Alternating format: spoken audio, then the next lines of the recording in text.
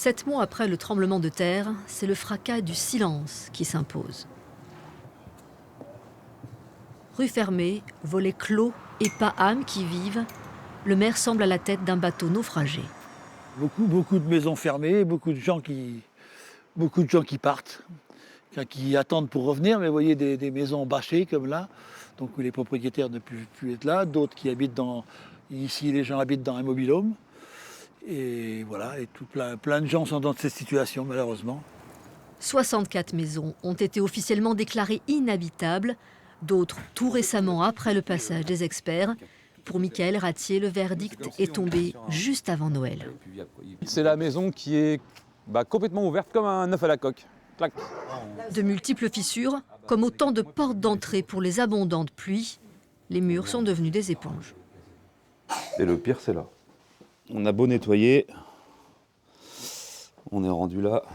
Et puis derrière le placard, je vous annonce même pas la couleur. Cette humidité permanente pèse au quotidien sur la santé de la famille. On le voit que quand on a les champignons qui montent au mur, tout simplement. Si on ne voit pas ça, on ne sait pas. C'est très sournois en fait.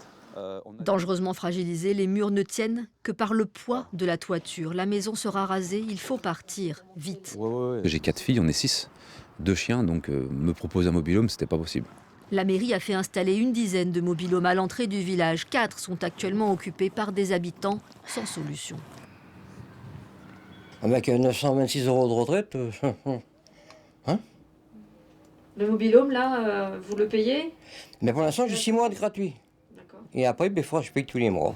6 mois, c'est le temps de la prise en charge des assurances. Pour beaucoup de sinistrés, ce délai touche à sa fin. Les rares logements disponibles ont été pris. Il faut s'éloigner. Et je suis venu à l'âge de 5 ans moi, à l'école à la ligne. Hein. Ça fait 65 ans que je suis à la ligne. Je ne veux pas m'en aller. Pas possible. Je suis enraciné.